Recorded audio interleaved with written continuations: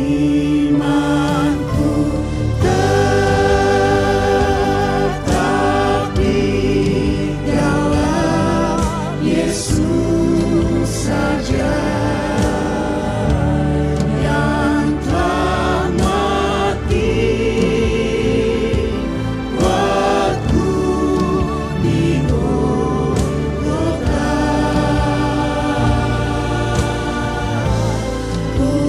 Kukira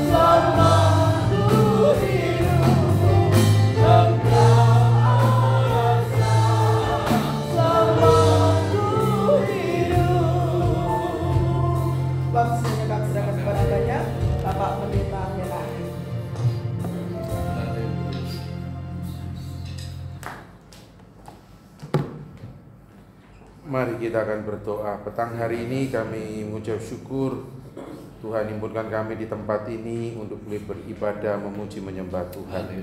Sebentar kami akan merenungkan sebagian dari firman-Mu. Kami juga berdoa memohon akan hikmat dan turunan Tuhan. Terpujilah nama-Mu Bapa.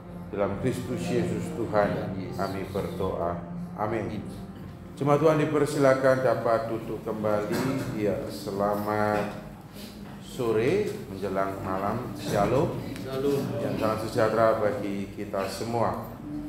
Pada kesempatan minggu kali ini perenungan firman Tuhan yang dibagikan buat kita, percayalah kepada Tuhan. Diambil dari Amsal pasal yang ketiga ayat 5 sampai ke 8, dan saya akan membagikan bagi Bapak Ibu saudara-saudari sekalian.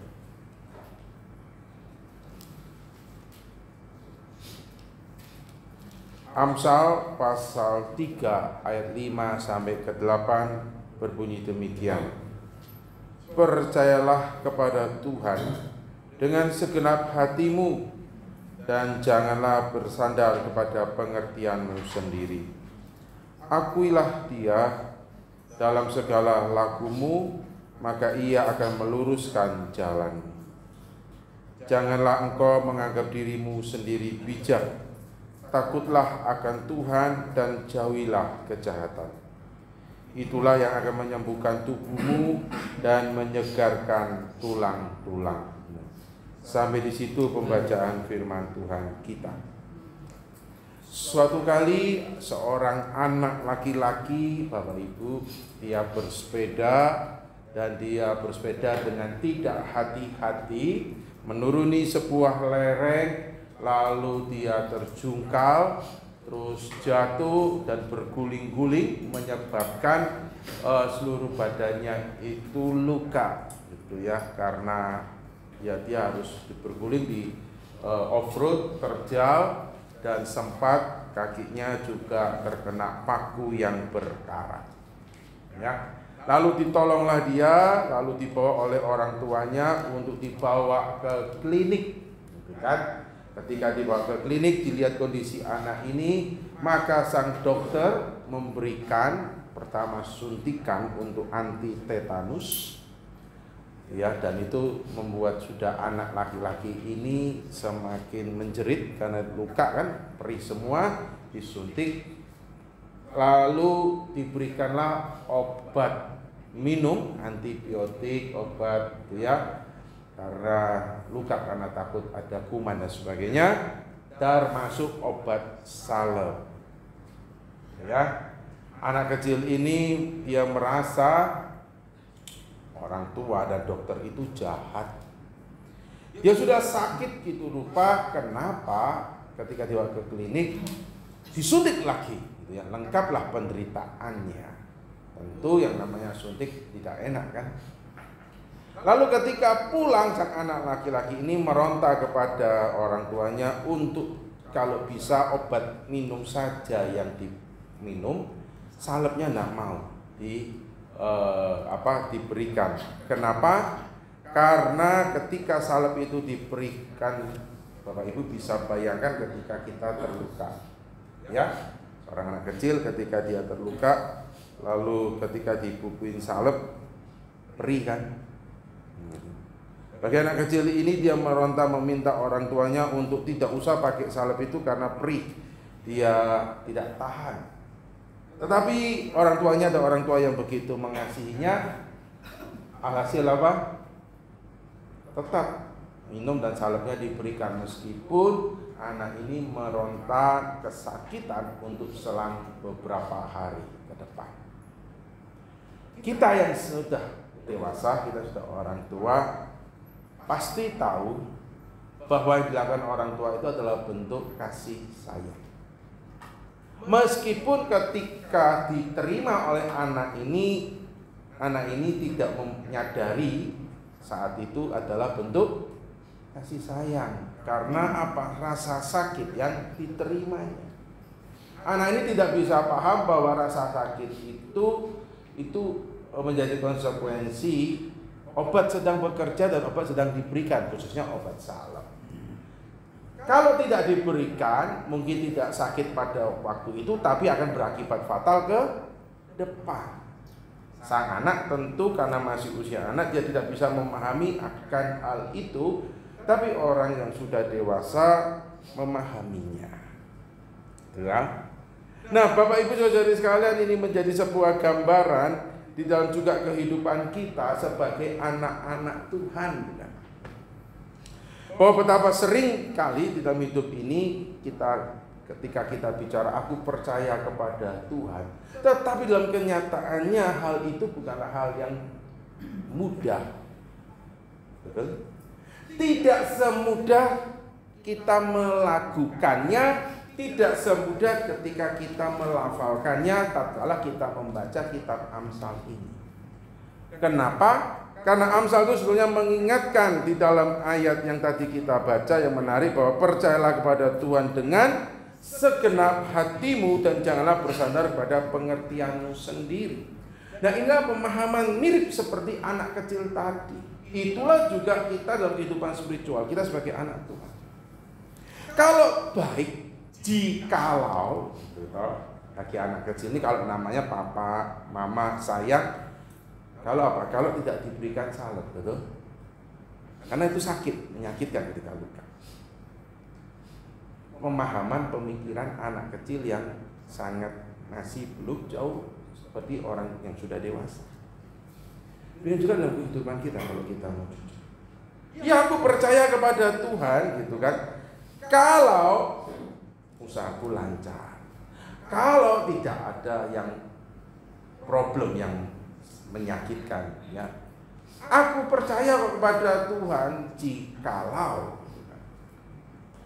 tidak ada hal yang menyesatkan, jikalau semuanya baik-baik saja, kan? Maka itulah coba saudara kembali perhatikan, maka percayalah Tuhan dengan segenap hatimu. Jadi bukan kita yang mengatur Tuhan, bukan kita yang memberikan instruksi kepada Tuhan. Kenapa? Karena pemikiran kita adalah pemikiran yang sangat amat terbatas. Mau bukti? Saya dan saudara tidak bisa memastikan apa yang akan terjadi 1 detik ke depan kehidupan kita. Tatkala Amsal mengatakan percaya pada Tuhan dengan segenap hati dan bukanlah bersandar kepada pengertianmu sendiri, itu mempunyai makna begini, ya.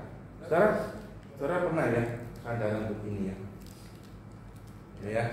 Saudara kalau begini berarti saudara menganggap apa? Ini tembok kuat, betul? Jadi kita bersandar begini, that's okay. Kita tidak tahu karena ini tembok kuat. Okay? Tapi ketika kita bersandar pada sesuatu, lalu orang ngomong, jangan kalau pakai bahasa Surabaya, saya harap semua di sini memahami, jangan disending, gitu ya, nanti ambruk. Itu berarti apa? Bahwa tempat yang saudara ingin bersandar itu tidak kuat, gitu kan? Contoh, speaker ini, tiang ini pasti ketika saudara mau bersandar, baik Mas Kus atau Mas Santo akan bilang, jangan ini ambruk, itu saudara juga ikutan ambruk. Kenapa? Karena ini tidak kuat, tidak cukup kokoh. Tapi ketika saya bersandar di tembok, saya ditegur ini ya. Ketika saya dan saudara saya bersandar di tembok begini, tentu baik Mas Kris, Yanto dan juga pengurus di tempat ini tidak akan ngomong, Pak jangan sandar di tembok. Yang mungkin Pak jangan kebentuk dengan salib aluminium ini, ya stainless steel, gitu kan? Yang Bapak Ibu tidak mungkin dong ngomong, Pak ini jangan sandar di tembok nanti rubuh. Seberapa hebat saya bisa merubuhkan tembok ini kan? Saya sama tembok ini kuat mana? Gitu kan? Pasti kuat tembok ini. Maka saya bersandar. Kenapa? Karena saya yakin tembok ini kuat. Bersandar itu artinya merasa ini kuat. Jadi bisa buat sandaran. Bersandar. Di dalam kehidupan kita harusnya ayat kelima tadi mengalami apa? Yang menjadi sandaran hidup kita yang kuat, yang empunya hidup ini kan. Yang menciptakan alam semesta kan. Maka itulah Salomo di dalam hikmat Allah menyatakan bahwa percayalah kepada Tuhan dan bukan bersandar pada pengertianmu sendiri. Mohon maaf, kenapa? Karena dari manusia dari zaman Salomo sampai hari ini kita lebih suka bersandar kepada dunia yang mungkin lebih bisa dilihat dengan mata jasmani. Ya, kita lebih bersandar kepada kita punya otak karena merasa aku bisa melihat dengan mata jasmani. Apa itu? Uang. Apa itu? Jabatan. Apa itu? Koneksi dengan orang-orang yang punya power. Istilahnya bersandar pada pejabat. Banyak hal. Koneksi. Kita bersandar kepada apa? Karena kita punya badan yang sehat, kita kuat, kita merasa kita kuat dengan penyakit. Bersandar apa? Kepada kepintaran kita punya otak. Itu yang Amsal, penulis Amsal ini ingatkan. Dan tahukah kita, otak kita itu Bapak Ibu, jangan kita anggap otak kita ini hebat. Otak saya dan otak kita sesungguhnya itu ukurannya tidaklah lebih besar dari 2 genggaman tangan kita kalau kita satukan. Tidak besar otak kita. Yang ada kita besar kepala ini, tapi otak kita tidak besar. Dan tahukah kita, otak yang kecil begini kadang-kadang kita pikirkan, kalau aku bisa ngatur ini, kalau aku bisa dekat pejabat, kalau aku bisa begini. Karena otak kita bisa kita andalkan? Enggak. Kita punya otak sesehat apapun pasti tidak akan kuat melawan yang namanya mikroorganisme yang tidak kasat mata, yang namanya virus. Maka itu kalau penyakit apapun yang paling ditakutkan kalau apa? Virus penyakit itu, bahkan virus influenza itu akan mengerikan ketika virus itu naik masuk ke otak kan? Ya. Kemarin waktu pandemi juga yang ditakutkan adalah ketika virus itu naik ke otak. Penyakit apapun ketika virusnya sudah naik masuk ke otak itu sangat mengerikan. Berarti apa? Otak kita itu rentan sekali, sudah. Ya. Sama yang tidak kasat mata yang namanya virus aja, otak kita tidak tahan menghadapi.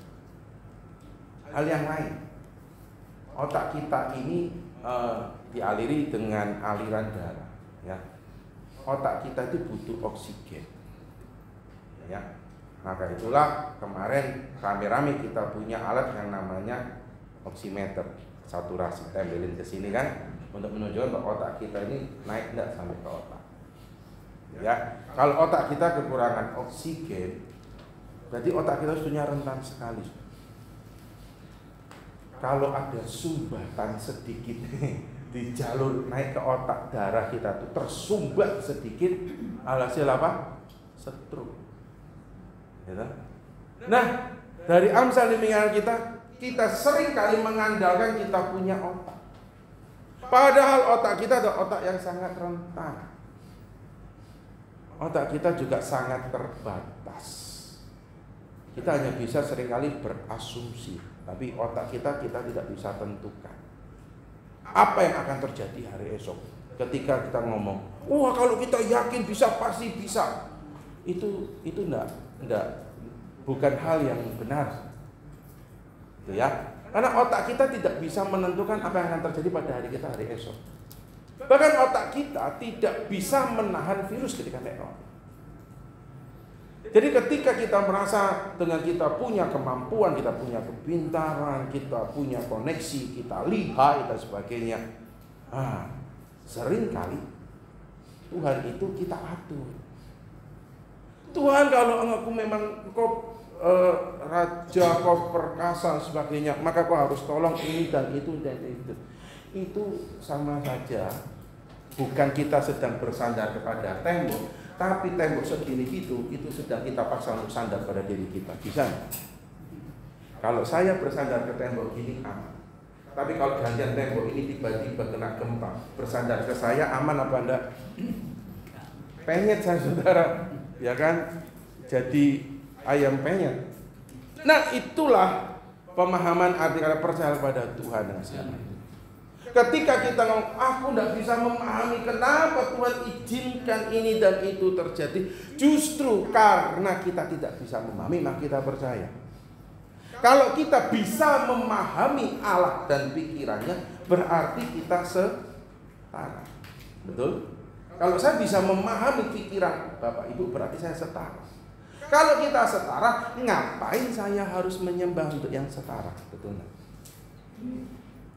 Justru karena kita tidak bisa memahami, itu menandakan bahwa kita itu kecil, lemah, sementara Allah adalah Allah yang besar.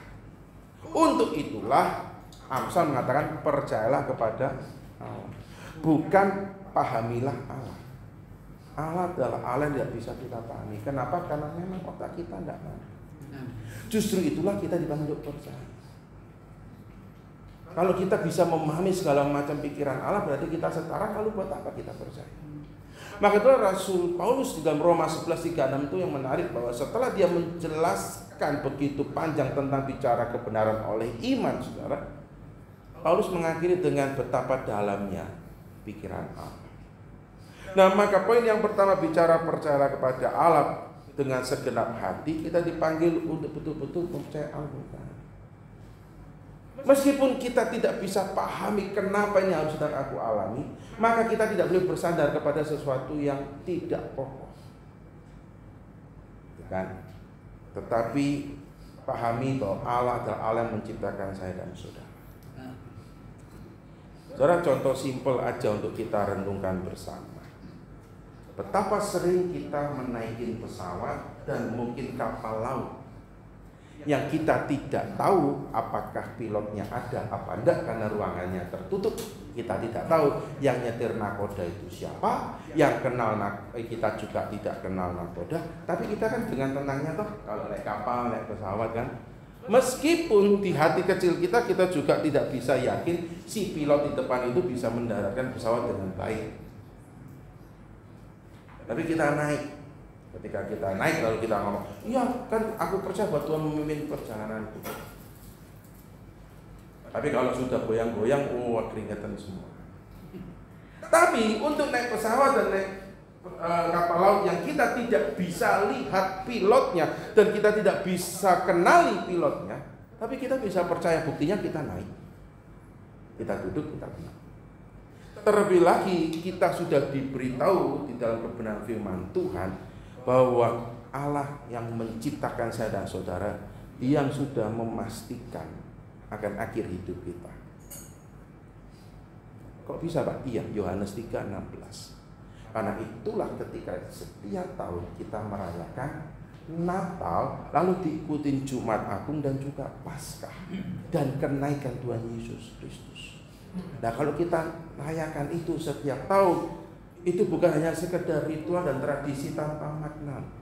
Itu sedang mengingatkan kita bahwa Allah lah yang menciptakan kita, yang juga sudah memberikan pengharapan yang pasti, yang kita diingatkan setiap tahun bahwa akhir hidup kita tahu jelas. Ya, saudara, seringkali kecuali saya, kita rela antri dan bayar mahal untuk naik jet coaster. Untang anting kah, apa diputar dibalik-balik, kecuali saya. Saudara, bayarin saya naik jet coaster apapun, uangnya mau tapi antrinya tidak mau, apalagi suruh naik. Ya. Tapi kebanyakan anak muda suka rela antri, ya. Karena apalagi antrinya kepada tempat-tempat tertentu yang sangat terkenal. Ya, kita akan merasa safe meskipun juga tidak menjadi jaminan. Beberapa waktu yang lalu wahana di tempat hiburan terkenal di dunia yang bernama Disneyland macet juga, wahana coasternya tergantung beberapa lama. Tapi kita ketika tahu, wah ini timpaknya baik, wah ini safety-nya terjaga, ya. Nggak usah jauh-jauh, kadang-kadang kalau ada pasar malam naik jet coaster yang kadang-kadang ya nggak tahu itu buatan siapa, nah, kita juga naik kan, happy kan. Dan kita naik coaster itu gulung kuming gitu, kita jerit-jerit, tapi kita bahagia. Padahal kita jujur nggak tahu kalau itu safe apa enggak, betul nggak? Jet coasternya safe apa enggak? Itu safety-nya itu betul-betul bisa safety apa enggak? Karena ini buatan manusia. Tapi kita bisa menikmati. Nah, kalau hidup di dalam hidup kita yang terkadang mirip sama jet coaster. Waduh, besok ini mau makan apa? Lombok 120.000 sak kilo. Nah, terus kita mau makan apa? Oh, kan kayak mirip jet coaster, mengerikan. Belum lagi ini dan itu. Oh, belum lagi situasi politik, belum lagi situasi ekonomi.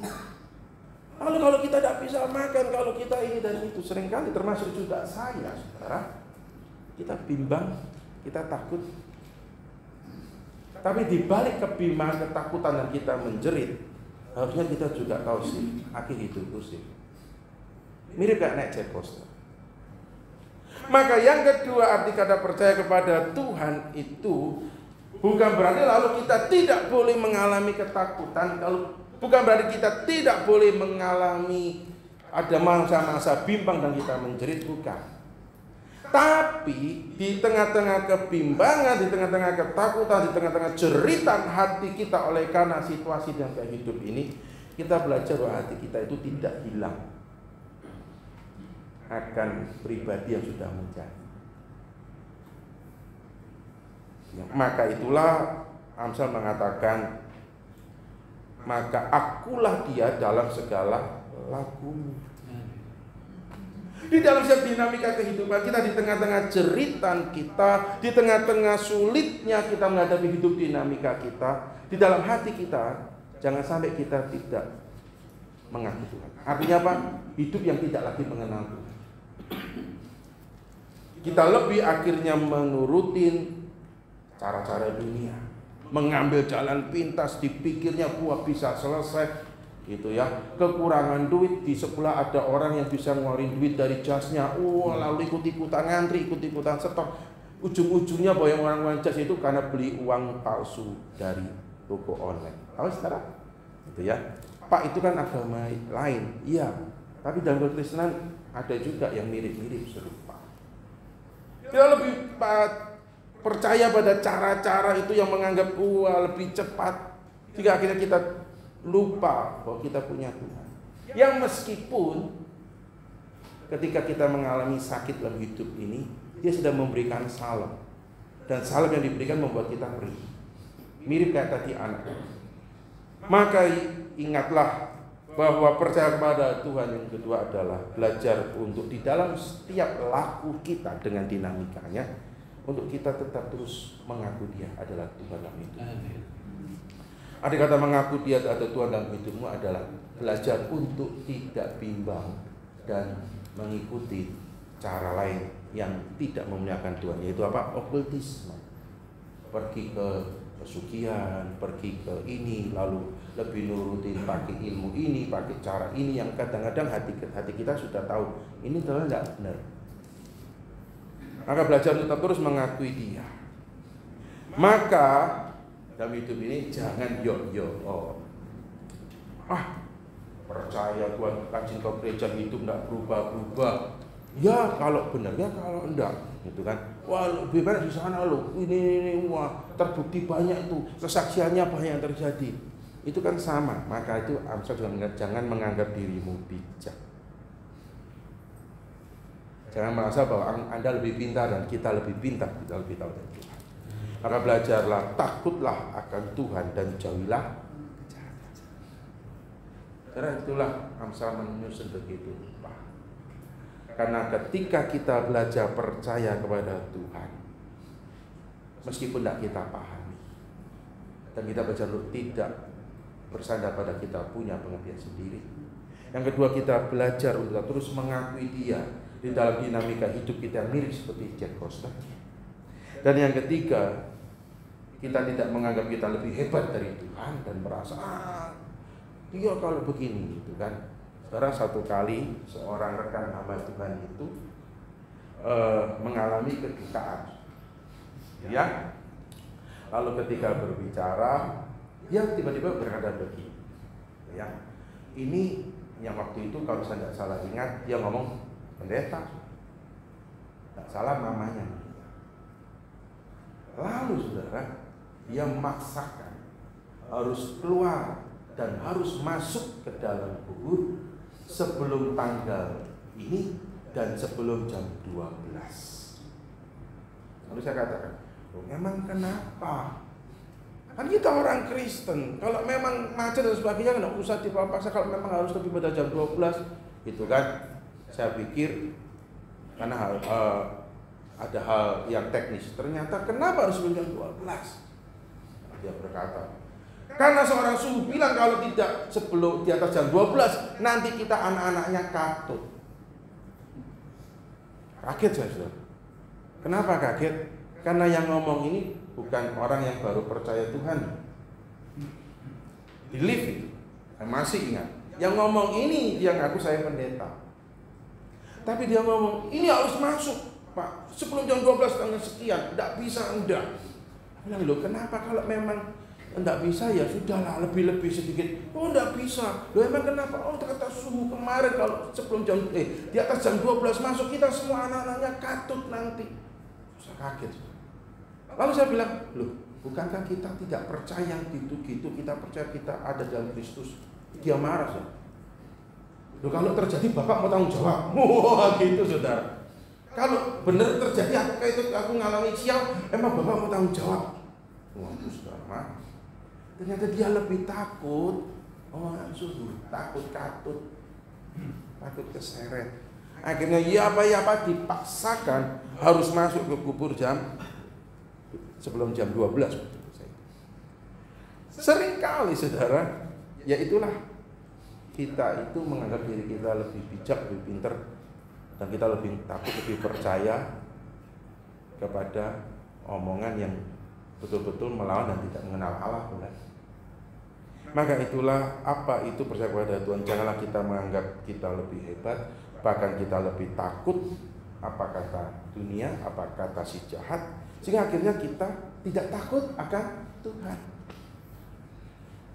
Saya dan saudara takut setan. Saya takut setan. Saya dan saudara takut tidak punya uang. Saya takut tidak punya uang. Tapi betapa sering kita tuh takut akan hal, tapi kita tidak takut Tuhan. Maka Amsal mengingatkan kita jangan menganggap dirimu bijak, takutlah akan Tuhan dan jauhilah kejahatan. Karena itulah yang akan menyembuhkan tubuhmu dan menyegarkan tulang. Saya tutup dengan tadi, anak kecil itu setelah melewati siksaan salep beberapa waktu sudah karena lukanya, tentu kita semua tahu bisa diakhiri bahwa lukanya mulai mengering dan anak itu mulai sembuh. Ya, ketika anak itu dia meskipun meronta-ronta marah tapi dia berserah, dia ngikutin terus, akhirnya apa? Memang dia tidak enak untuk selang berapa waktu karena salah tentu nangis, ngomel sebagainya. Tapi ketika anak itu tetap terus, dan ayah yang baik meskipun anaknya ngomel dia tetap terus mengolesi salep itu. Selang seminggu anak itu keluar hahaha naik sepeda lagi ya. Saudara pernah punya pengalaman gitu masa kecil yang mungkin tidak terlalu parah tapi mirip-mirip? Itulah kita punya Tuhan.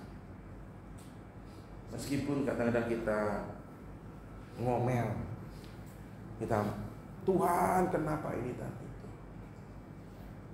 nyatakanlah itu dalam segala doa laku, tapi jangan sampai kita itu meninggalkan dia. Akuilah dia senantiasa. Maka pada saatnya nanti dikatakan menyembuhkan tubuhmu dan menyegarkan tulang-tulangmu. At least ayat ini tuh berlaku apa? Ketika kita menghembuskan napas terakhir di dalam dunia ini, di dalam Tuhan, sembuhlah tubuh kita. Kita tidak lagi merasakan linu-linu, at least linu-linu karena asam urat, tidak ada lagi. Sudah selesai. Kita tidak lagi merasakan sakit-sakit karena ini dan itu, dan kita tidak merasakan sendi-sendi tulang yang mulai ini dan itu. Artinya apa? Ketika kita mengakhiri hidup dunia ini, kita boleh mengakhiri dalam Tuhan dan kita boleh menikmati yang disebut dengan anugerah, disebut dengan oleh biru-birunya kita menjadi. Sering kali ayat itu pun kita pakai untuk pemahaman kita sendiri. Bila menjadi sembuh jadi doa, bila besok langsung terus belum sembuh. Tidak, ayat itu berbicara jauh lebih tinggi daripada hanya sekedar sembuh pada waktu itu. Mirip kayak anak tadi, bahwa salep itu berbicara jauh lebih sembuh nanti satu tahun daripada hanya tidak sakit ketika perih itu. Ya itulah juga dalam ayat yang ke-8. Percaya pada Tuhan, katanya benar-benar dengan seluruh hati. Tapi kok ya hidup ya dapat lihat ini tidak diperlakukan adil, dibohongi, bujui, belum lagi kerjaan yang sulit, belum lagi situasi yang tidak mengenakan ini. Katanya menyembuhkan tubuh, tapi kok tulangku tambah lorok kabeh lihat hidup ini. Itu bagian daripada nanti kenikmatan lebih indah. Karena ayat ini jauh lebih indah berbicara, at least kita tahu endingnya. Maka itulah be firm in the faith, teguh dalam iman. Itu bukan bicara instan. Karena kalau sudah perhatikan Rasul Paulus dalam 1 Korintus 16:13 itu sebuah kata kerja aktif. Berjaga-jagalah, berdirilah teguh. Itu bukan hanya sekedar semenit dan langsung, tapi bicara soal or your life. Selalu berjaga-jaga, berdiri teguh, lalu di dalam bahasanya beranilah dan tetap kuat. Itu bukan bicara langsung berubah gitu, tidak. Ayat ini dalam bahasa aslinya mengatakan apa? Itulah yang harus kita lakukan terus sampai kita mati. Berjaga-jagalah, teguhlah. Percaya pada Tuhan juga bukan bicara insya percaya hari ini besok tidak ada masalah. Tapi itu menjadi sebuah pergumulan kehidupan kita. Maka dikatakan akuilah terus di dalam laku kita sampai kapan ya, sampai kita boleh berjumpa dengan Tuhan. Nah itulah percaya pada Tuhan. Itu melibatkan seluruh eksistensi aspek kehidupan dan seluruh waktu hidup kita. Di dalam setiap situasi apapun. Nah Tuhan menolong kita semua. Mari kita akan berdoa. Biarlah petang hari ini kami boleh kembali diingatkan panggilan kami untuk mempercayakan hidup kami padamu ya Tuhan. Meskipun mata jasmani kami melihat suatu hal yang berbanding terbalik, namun kami diingatkan untuk tetap terus bersandar kepadamu Tuhan, bukan bersandar kepada diri kami. Kami dipanggil untuk mengakui Engkau di dalam setiap langkah kami. Kami belajar untuk rendah hati dan belajar percaya meskipun apapun yang terjadi di depan. Memang tidak mudah karena kami sangat lemah Tuhan. Oleh karena itu kami berdoa mohon Allah Roh Kudus menolong kami. Kuatkan kami, teguhkan kami. Di dalam Kristus Yesus Tuhan kami berdoa. Amin.